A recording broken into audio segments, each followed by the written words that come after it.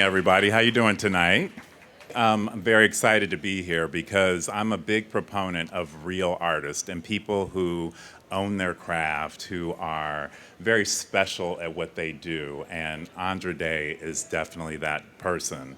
Today is a very special day for her because she released her new album, Cheers to the Fall. And so you can buy that in store or on iTunes. And this is a work in progress for her. This is something that she's worked on for the last 14 years, so she's very, very excited about this moment. Questlove and Raphael Sadiq have been producers on this album. She also worked with Adrian Gervitz, who, if you guys don't know, is one of the songwriters from The Bodyguard. So The Bodyguard soundtrack won a Grammy in 1994 and is still the top-selling soundtrack of all time. So she's got some big guns behind her. And if that's not enough, she's also partnered with Beats by Dre and is going to be part of a campaign for Serena Williams. So you'll be hearing her song Rise Up a lot, as well as a big billboard in Times Square. And she was on GMA this week. And if that's not enough, she's a really lucky girl. She's opening for Lenny Kravitz right now. So, ladies and gentlemen, please give it up for Andra Day.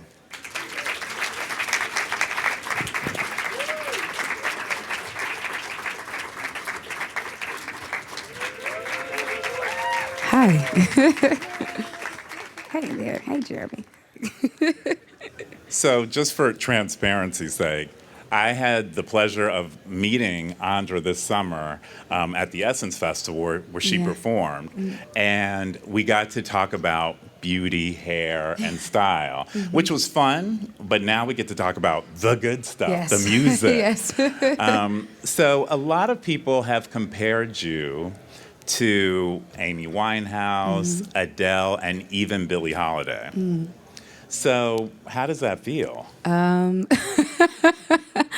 I've seen actually that a lot. I don't know if if describing myself, I would have gone quite as far, but it's amazing. It's flattering. You know, I'm inspired by all of those women, particularly Billie Holiday, and the way they told stories and how emotional they were on records and how, you know, when you hear those records, you feel like you knew them, but it also resonated in your personal life. And that's how I like to write and create music. So it's, you know, to even be named among those artists is really, it's amazing. Yeah.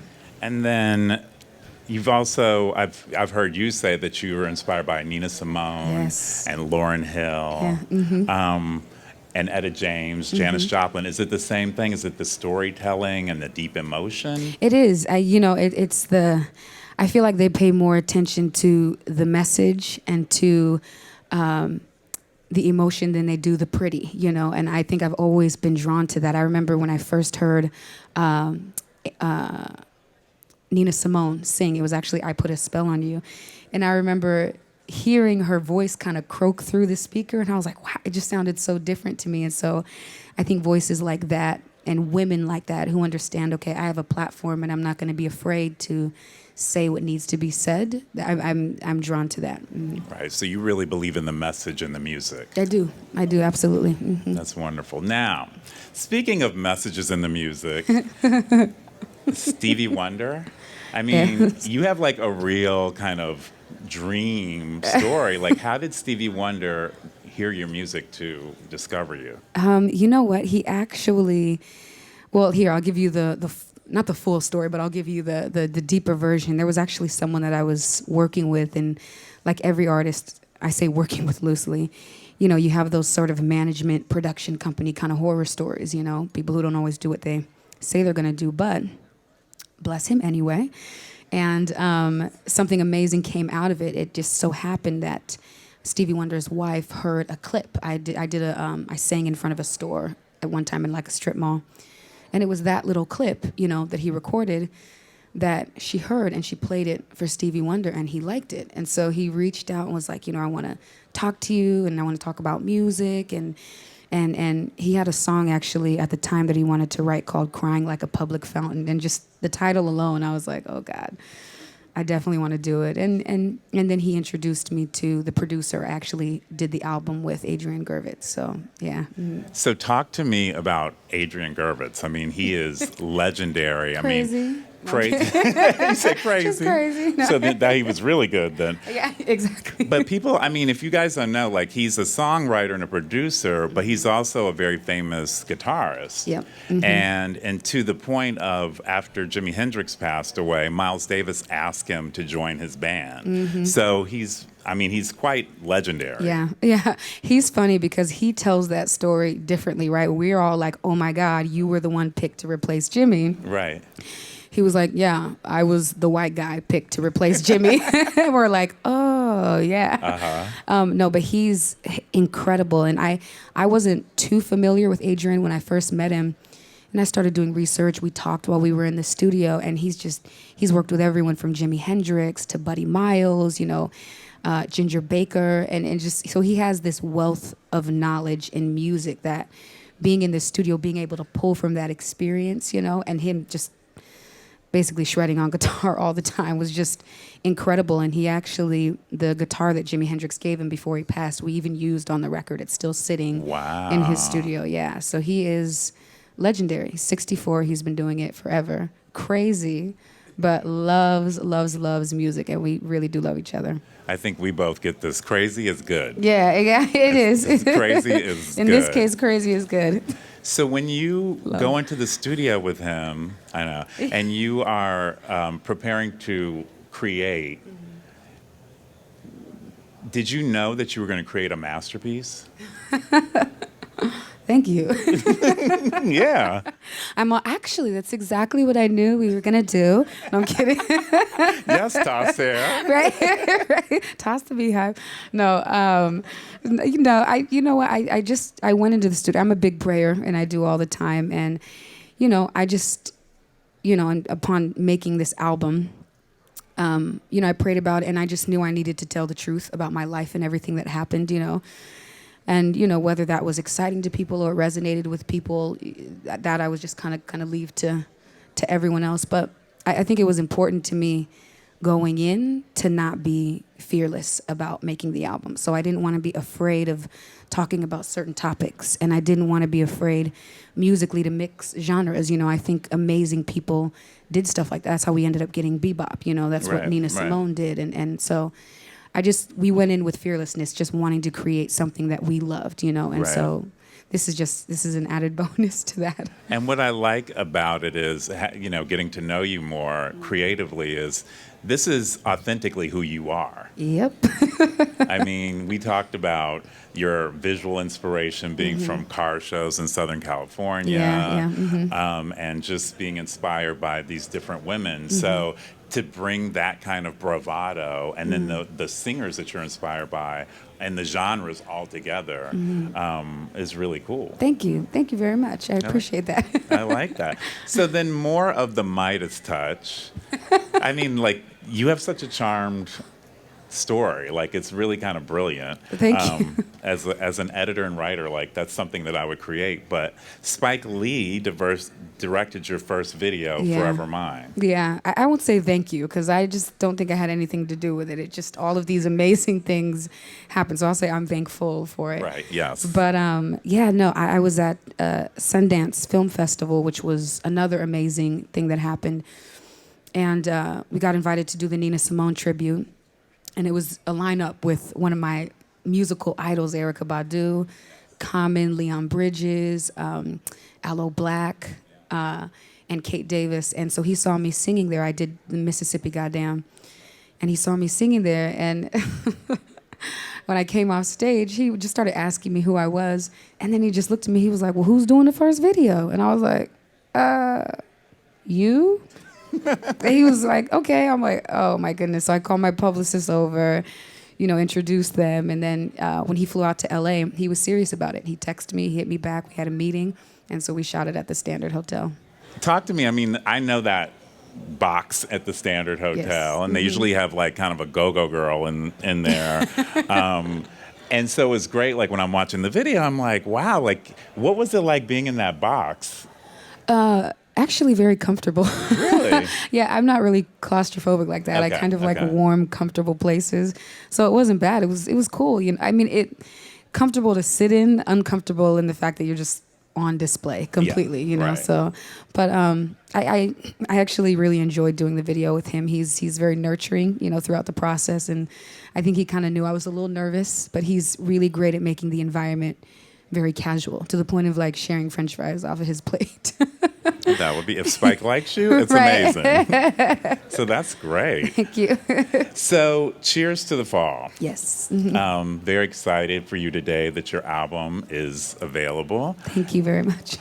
Tell me about what does Cheers to the Fall mean to you? It does not mean the season, first of all. I get asked that question a lot, and I'm like, no, I should have thought about that. But Cheers to the Fall really just means, it's an album about truth and fearlessness, right? So I feel like being fearless in the sense that not being afraid to be candid and to be vulnerable. I feel like people are more brave when it comes to skydiving than they are to being completely vulnerable, to letting that wall down. And so, but in my experience, anytime I am vulnerable and anytime am completely candid like that, I become more and more free. And that to me is more valuable than any type of facade I can try to maintain. So Cheers to the Fall is about moving forward, trying things, being true to who you are, being honest, and not being fearful of criticism or failure. So that's why it means cheers to the fall, to the, if I fall, then I'm okay with that, Right. And you even talk about, falling, 1,000 times. Yeah. And still getting up. Yes, absolutely. So having that resilience, I think for anybody is very, very inspirational and powerful. Oh, yeah. I think that's what life is, I feel like we do a lot to try to make things comfortable, but I don't think that's what life's supposed to be. It's trial after trial that causes us to grow more and more.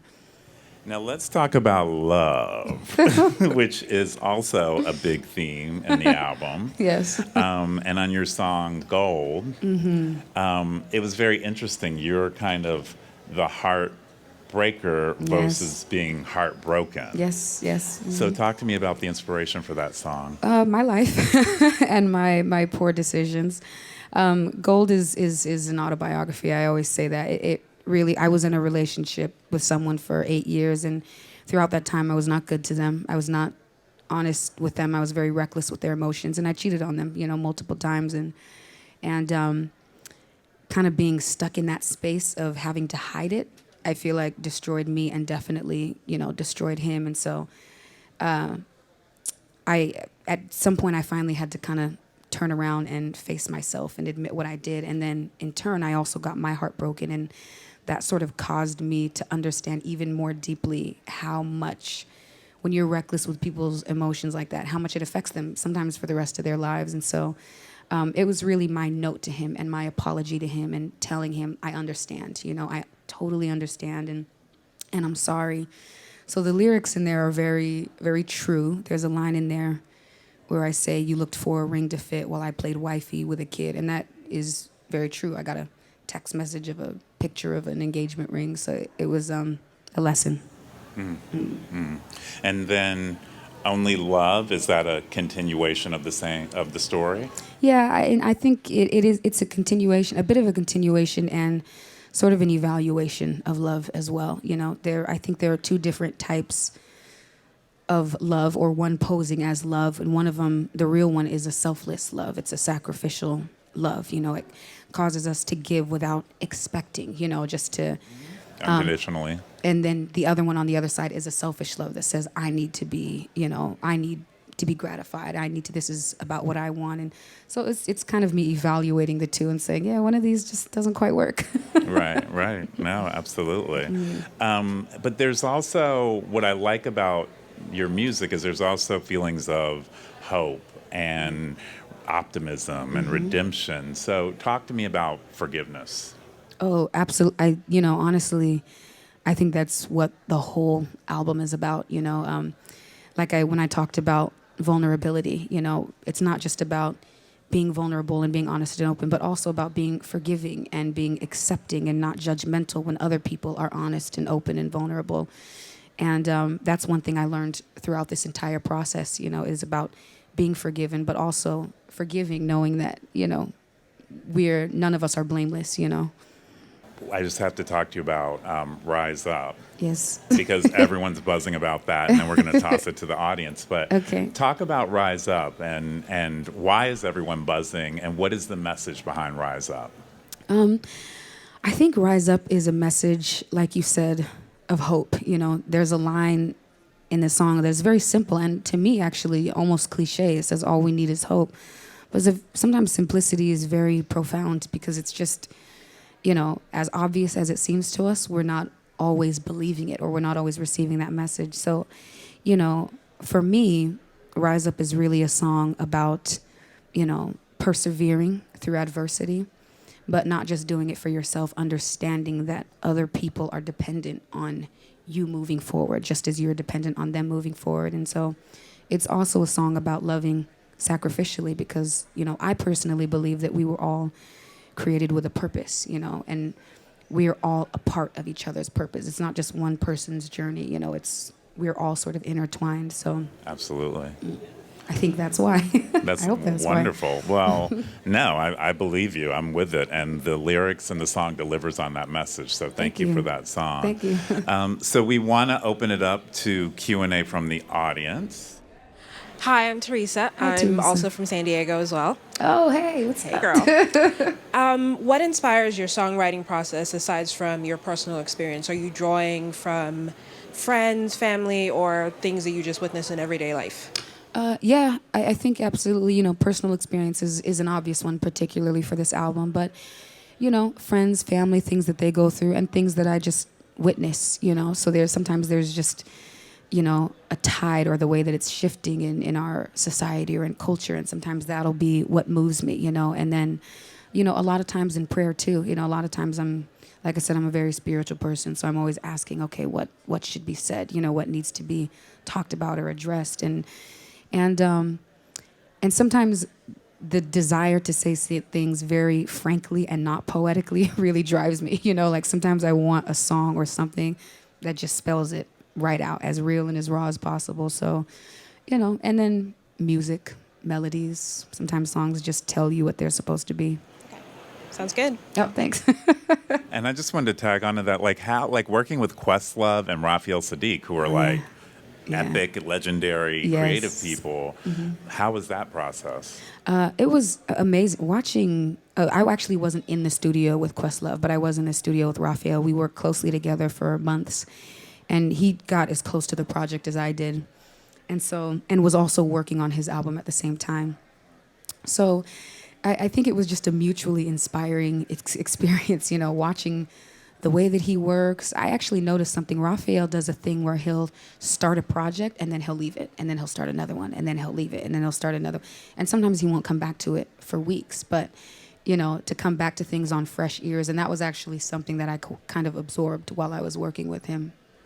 Hi. Hello. Hi. First, thank you for your music. It touches all of us at our cores, and it's beautiful. Oh, thank you so much. The question that I have is, what advice would you give for other artists who are trying, and young artists and other musicians? I think it's honestly the advice that I give all the time because it's what I did as well too. But when you make music, I would say don't make it for other people's expectations. Be completely true to yourself. And as you're going forward and don't be afraid to talk about anything, like you may write a song that sucks and that's okay. You hear this album, I probably got about 20 songs that just were like, so you just not being afraid as you're creating music. And then as you go forward, getting the music to people, knowing that when you're doing something that's true to you, it's going to be unique and it's going to be different because there is no other you. So I think not being afraid of that and standing by it and sticking by it as you push music. Because people will try to mold you and they'll try to change you because it is a business, for instance, right? And people are like, well, this is what's familiar. But when you do you and what's unfamiliar, it's always going to stand out to people. People will want to get to know that, Talk to me about soul music. because this is really soul music. Yeah, That absolutely. you're creating, and creating it at a time when trap music is what's hot, and That's my favorite. Okay. I saw you at Kendrick Lamar at the festival, but which wasn't really track, but Right, anyway. right. No. But yeah, like, so, tapping after what you just gave this woman this great advice, how do you do that? Like, soul music right now is not necessarily what people would say, oh, go do a soul album. So I think it's kind of very brave and fearless, to your point, to do that. But is that just you singing from your soul? No pun intended. No pun intended. But no, that's really what soul music is, I think. I think soul music is creating, and I can't talk about honesty enough because, I feel like we talk about it, but rarely do we really, we'll it. scratch a surface and Yeah. we'll get deep, but we won't get just under that surface, And I think when we do that without worry about, well, will people will receive this well? Will I make money off of this? Will I do, I think when we do that, that's when you really create something that grabs people. To me, soul music is something that is not just from your soul, but that reaches into other people's souls and heals them and transforms them, And so going into this album, like I said, praying about it, it was sort of like, all I want to do is whatever I was created to do. So anything after that, is to be determined. I'm not really worried about it. Well, I want to thank you, Thank you. for this very amazing and enlightening conversation. Oh, thank you so much. Thanks for great questions. No, And you it's- guys, I thank you keep for great learning questions. more and more. I love this. I feel like there's going to be more work with us in the Yes, yeah, future. yeah. I feel it. Thank you guys. Thank you. Thank you so much.